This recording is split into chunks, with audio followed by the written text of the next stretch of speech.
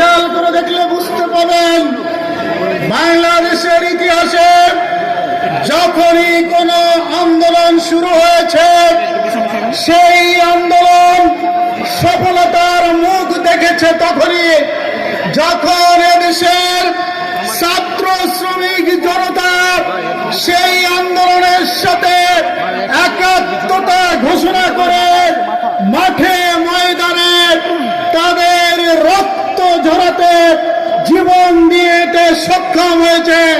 ঠিক সেই মুহূর্তেই আন্দোলন সফলতা অর্জন করেছে। 2024-এর জুলাই আগস্টে যে আন্দোলন হয়েছিল, সেই আন্দোলনেও নেতৃত্ব দিয়েছিল এদেশের ছাত্র শ্রমিক জনতা, যুব গোষ্ঠী। সংগ্রামী বন্ধুগণ, আন্দোলনের ফলে আমরা ফ্যাসিস্টকে বিদায় দিয়েছি, কিন্তু আমরা বাংলাদেশের দিকে তাকালে দেখতে পাই বাংলাদেশের প্রতিটি রন্ধ্রে রন্ধ্রে আজ দুর্নীতিতে ছেয়ে গেছে। ফাইল লড়ে না, স্পিড মানি না হলে।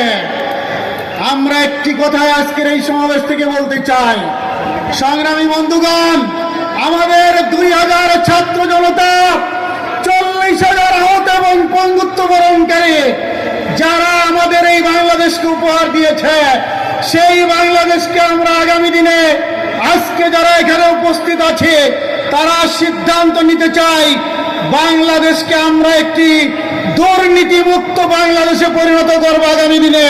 আপনারা সকলে রাজি আছেন তো ইনশাআল্লাহ? সংগ্রামী বন্ধুগণ, আর একটি কথা বলেই শেষ করতে চাই, সেটা হলো অধ্যাপক মিয়া গোলাম পরোয়ার। তাকে চেনেন না এমন কেউ নেই। 500 কোটি টাকার উপরে এখানে কাজ করেছেন।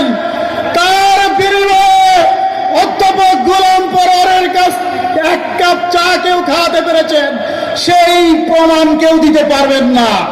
বন্ধুগণ, আমরা আগামী দিনে এই ডুমুরিয়া এবং ফুলতলাতে আমাদের জান এবং মালকে বাজি রেখে অধ্যাপক মিয়া গোলাম পরোয়ার ভাইকে জাতীয় সংসদে সংসদ সদস্য হিসেবে দেখতে চাই। সেই কাজের জন্য আপনারা কি রাজি আছেন? আগামী দিনের ছাত্র এবং যুবকরা যদি সিদ্ধান্ত নেয়, আমাদের বিজয় সুনিশ্চিত ইনশাআল্লাহ।